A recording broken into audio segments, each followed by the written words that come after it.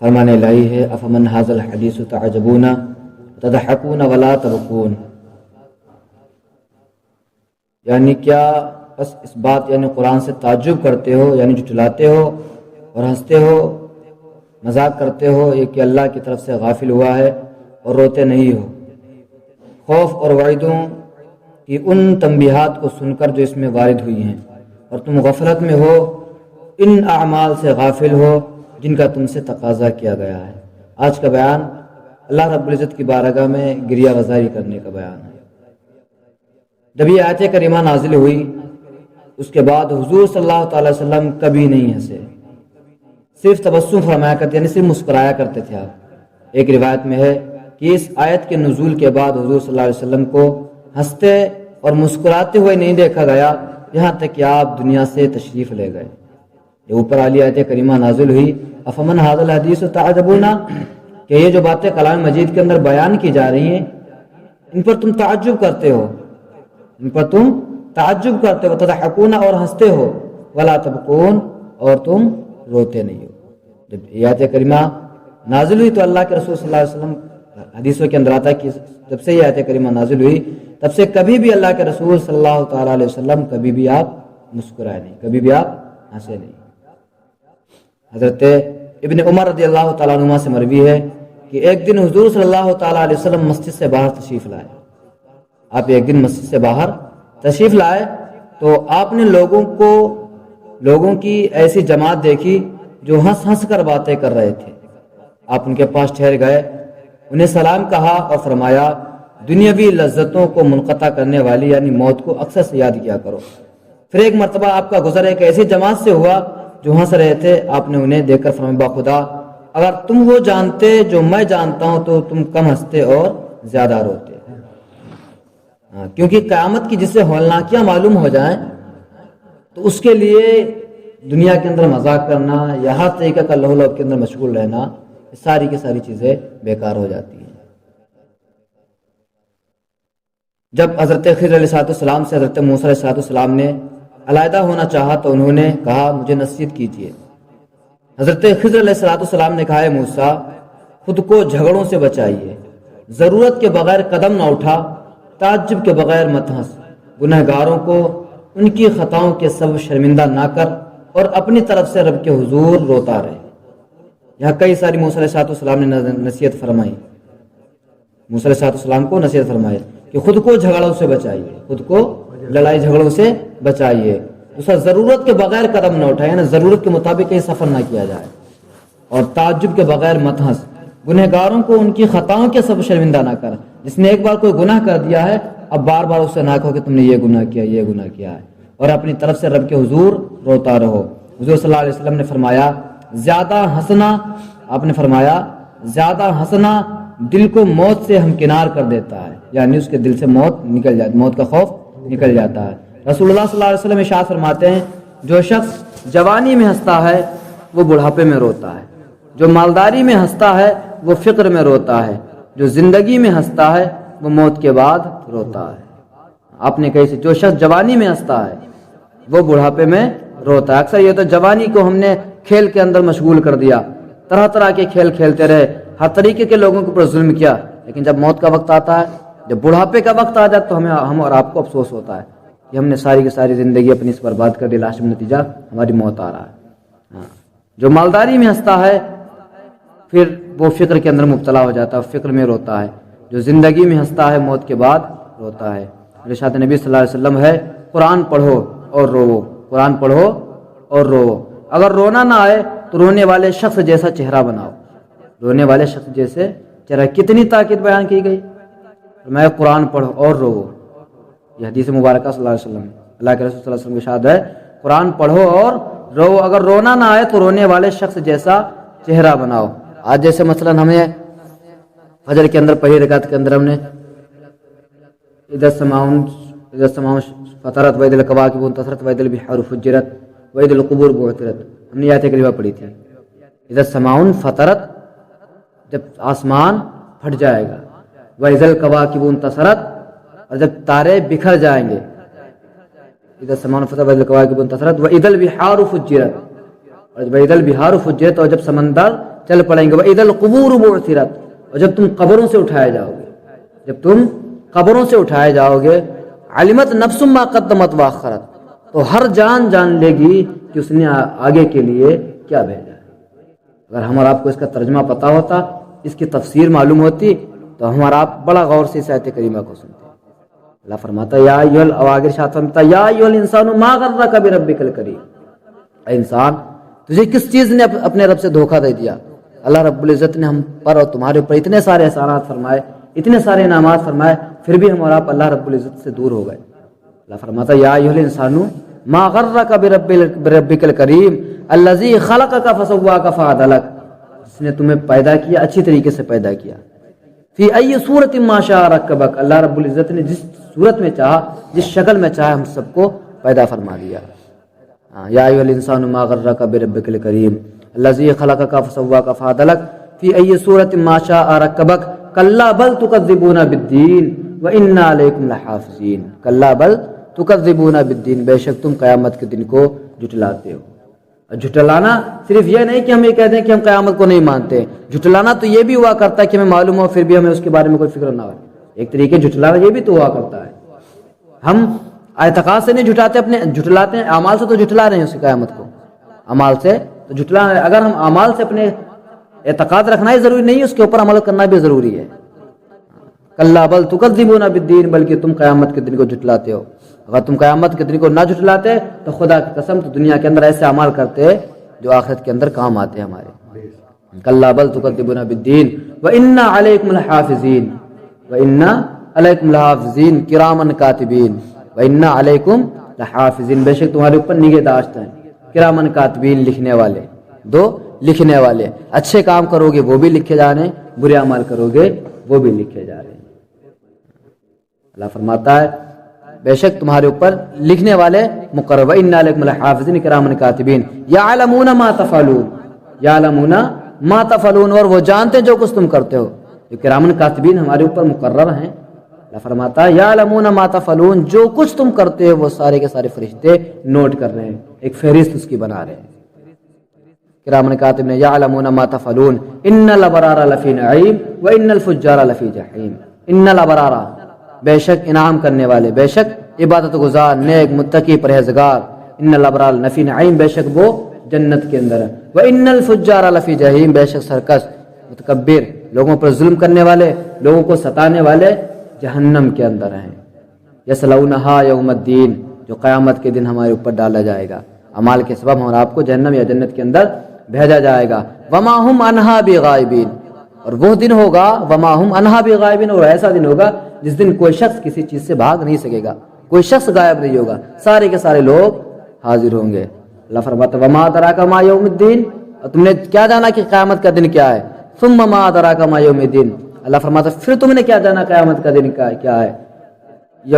اللہ فرماتا وما ادراک ما یوم الدین ثم ما ادراک ما یوم الدین یوم لا تملک نفس لنفس شیئا، یوم لا تملک نفس لنفس شیئا، وہ قیامت کا دن ایسا خوفناک منظر ہوگا جو کسی جان کا کوئی مالک نہیں ہوگا. اس دن معاملہ حکم کس کا چلے گا؟ والامر یومئذ للہ، اس دن سارے کے سارے احکامات اللہ رب العزت کے ہوں گے. اس دن سارے کے سارے احکامات اللہ رب العزت کے ہوں گے. یہ آیت کریمہ ہم نے آج فجر کے اندر پڑھی تھی. اگر ہم اور آپ اس کی تفسیر جانتے ہیں، اس کا معنی مطلب سمجھتے تو اور دل لگتا نمازوں کے اندر. تو میں سب سے پہلے یہ کہتا ہوں سب سے پہلے علم سیکھو، علم سکھاؤ بچوں کو. اس کے بعد میں ہم آپ کو اللہ کے رسول صلی اللہ علیہ وسلم سے ارشاد فرماتے ہیں قرآن پڑھو اور روو. ہم قرآن پڑھ کر اسی وقت روئیں گے جب ہمیں اس کا معنی مطلب پتہ ہوگا، معلوم ہوگا کہ ہمارے اوپر فرشتے مقرر ہیں.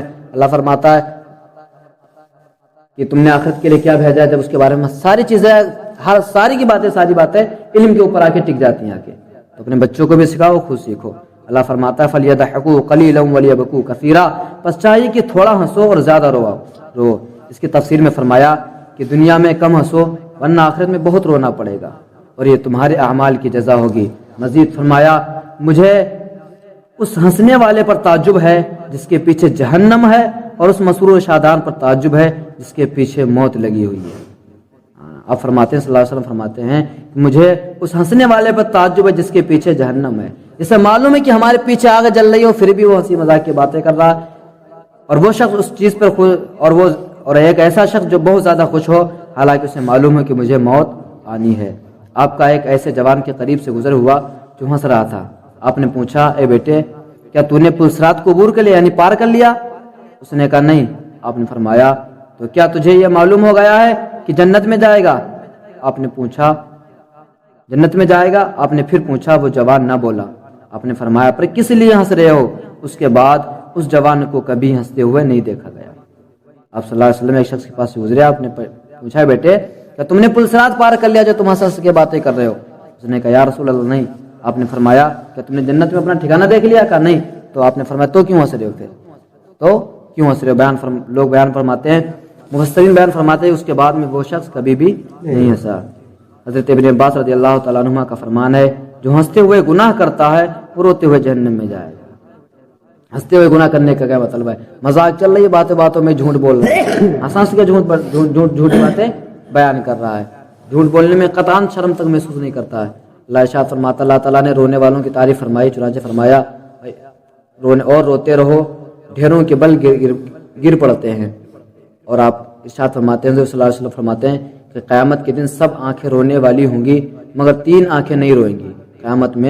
قیامت کے دن سب آنکھیں رونے والی ہوں گی مگر 3 آنکھیں نہیں روئیں گی، جو خوف خدا سے روئی ہو، جو اللہ کے حرام کردہ چیزوں سے بند ہو گئی ہو، جو راہ خدا میں بیدار ہوئی ہو۔ کہا گیا ہے 3 چیزیں دل کو سخت کر دیتی ہیں، بغیر کسی تعجب کے ہنسنا، بھوک کے بغیر کھانا، بغیر کسی ضرورت کے باتیں کرنا۔ یہاں 6 چیزیں بیان کی گئی، یہاں 6 چیزیں بیان کی۔ پہلی چیز ہے، قیامت کے دن سارے کے سارے لوگ رو رہے ہوں گے۔ جس دن سارے کے سارے لوگ رو رہے ہوں گے، اس دن 3 ایسی آنکھیں ہوں گی جو نہیں رو رہی ہوں گی۔ وہ 3 آنکھیں کون سی ہوں گی؟ پہلی وہ آنکھیں جو اللہ رب العزت کے خوف سے روتی ہوں گی، جو اللہ رب العزت کے عذاب سے ڈر کر روتی ہوں گی۔ دوسری وہ آنکھیں جو اللہ تعالیٰ کی حرام کردہ چیزوں سے بند ہو گئی ہوں، جو اللہ رب العزت کی حرام کردہ چیزوں سے بند ہو گئی۔ کسی شخص کے اوپر کوئی پہلی بار نگاہ پڑ جائے تو شریعت کے اندر معاف ہے، شریعت میں معاف ہے۔ مسلسل بارہا کسی شخص کو دیکھا جائے تو یہ حرام ہے، تو یہ حرام ہے۔ اور وہ جو راہ خدا میں بیدار ہوئی ہو، میں نے آپ کو کل بتایا تہجد کی نماز کے لیے، جو اللہ رب العزت کے لیے اٹھے۔ حضور صلی اللہ علیہ وسلم لباس، حضور صلی اللہ تعالیٰ علیہ وسلم کو تہبند، چادر، قمیص یا جبہ وغیرہ سے جو کپڑا بھی میسر آ جاتا آپ پہن لیتے تھے، اور آپ کو سبز لباس پسند تھا، لیکن اکثر اوقات آپ سفید لباس زیب تن فرمایا کرتے تھے، اور فرماتے یہی لباس اپنے زندوں کو پہناؤ اور اسی میں اپنے مردوں کو دفن کرو۔ حضور صلی اللہ علیہ وسلم کی ریشمی قبا تھی، آپ کے جسم اطہر پر اس کا سبز رنگ بہت بھلا لگتا تھا۔ آپ کے تمام کپڑے ٹخنوں کے اوپر ہوتے تھے، آپ کے تمام کپڑے، حضور صلی اللہ علیہ وسلم کے تمام کپڑے ٹخنوں کے اوپر ہوتے تھے، اور آپ کا تہبند ٹخنوں سے اوپر نصف ساق یعنی پنڈلی تک ہوتا تھا۔ میں نے آپ کو بتایا تھا جتنے کے سارے کپڑے یہ ہے یہاں تک، اتنے کپڑے اللہ کے رسول صلی اللہ علیہ وسلم کے سارے موجود رہتے تھے۔ بات یہاں تک ہوتا ہے، یہ غلط ہے، اوپر یہ ہوتی اس کے اوپر تک کپڑا رہنا چاہیے۔ آپ کے پاس ایک سیاہ کمبل تھا جو آپ نے کسی کو بخش دیا۔ حضرت ام سلمہ رضی اللہ تعالیٰ عنہ عرض کی، یا رسول اللہ، میرے ماں باپ آپ پر قربان ہوں، سیاہ کملی کا کیا ہوا؟ آپ نے فرمایا، وہ میں نے پہنا دی۔ حضرت ام سلمہ رضی اللہ تعالیٰ عنہ بولی، یا رسول اللہ، میں نے آپ کے سفید جسم پر اس کالے کمبل سے زیادہ حسین چیز کوئی نہیں دیکھی۔ آج کل جو لوگ کہتے ہیں کہ کالے کپڑا پہننا غلط ہے، حالانکہ غلط نہیں ہے۔ کالے کپڑے پہننا یہ الگ بات ہے کہ ہم اور آپ اس کا احرام کریں، کعبے کا غلاف جو ہے کالا ہے تو تعدیباً اگر ہم نہ پہنے تو الگ بات ہے، لیکن کوئی شخص کالا کپڑا پہن رہا ہے تو ہم اور آپ اس کو منع نہیں کر سکتے ہیں۔ حضور صلی اللہ علیہ وسلم لباس کو داہنی طرف سے پہننا شروع فرماتے تھے اور پڑھتے تھے، اللہم الحمدللہ الذی کسانی ما اواری بھی عورتی و تجمل بھی فی حیاتی۔ حمد ہے اس اللہ کی جس نے مجھے لباس دیا جس سے میں اپنا جسم ڈھکتا ہوں، لوگوں میں زینت کے ساتھ جاتا ہوں۔ آپ اپنا لباس ہمیشہ بائیں طرف سے اتارتے تھے، جب نیا کپڑا زیب تن فرماتے تو پرانا کپڑا کسی مسکین کو دے دیتے، اور فرماتے جو کسی مسلمان کو اپنا پرانا کپڑا رضا الہی کے حصول کے لیے پہناتا ہے، وہ اپنے اس عمل کی بدولت زندگی اور موت دونوں میں اللہ تعالیٰ کی امان اور پناہ میں رہتا ہے۔ حضور صلی اللہ علیہ وسلم کا ایک جبہ مبارک تھا، آپ جہاں آرام فرماتے تھے اسے نیچے 2 تہوں میں بچھا دیتے۔ آپ چٹائی پر آرام فرمایا کرتے تھے، چٹائی کے بغیر کوئی اور چیز آپ کے جسم اطہر اقدس کے نیچے نہیں ہوتی تھی۔ یہ لباس کا بیان تھا۔ آج کے اندر دو چیزوں کو پتہ چلا۔ سب سے پہلی بات یہ ہے کہ اللہ رب العزت کا خوف پیدا کرو، اللہ رب العزت کا اپنے دلوں کے اندر خوف پیدا کرو۔ اگر اللہ رب العزت کا خوف ہمارے دلوں کے اندر بیٹھ گیا تو خدا کی قسم ہماری آخرت بھی درست ہو جائے گی، دنیا تو درست ہونی ہے، دنیا بھی درست اور آخرت بھی درست ہو جائے گی۔ اور دوسری بات یہ، اللہ کے رسول صلی اللہ علیہ وسلم ارشاد فرماتے ہیں قرآن پڑھو اور رو، قرآن پڑھو اور رو۔ اگر رونا نہ آئے تو رونے والے شخص جیسا چہرہ بنا لو، اگر رونا نہ آئے تو رونے والے شخص جیسا چہرہ بنا لو۔ اور ایک بزرگ ہے وہ فرمایا کرتے تھے کہ قرآن پڑھ کے رویا کرو، قرآن پڑھ کے رویا کرو۔ وہ فرمایا مجھے رونا نہیں آتا، شخص نے کہا مجھے رونا نہیں آتا، تو آپ نے فرمایا رونے جیسی شکل بنا لیا کرو۔ اس نے کہا ایسا بھی نہیں آتا، تو انہوں نے کہا تھا کہ تم اپنی قسمت پہ رویا کرو، تو پھر تم اپنی قسمت پہ رویا کرو کہ تمہیں اتنا بھی رونا نہیں آتا۔ اور دوسری، پہلا اللہ رب العزت کے خوف کا بیان، دوسرا ہے لباس کا بیان۔ زیادہ تر جو لباس اللہ کے رسول صلی اللہ علیہ وسلم نے زیبتاً فرمائے وہ سفید لباس تھے۔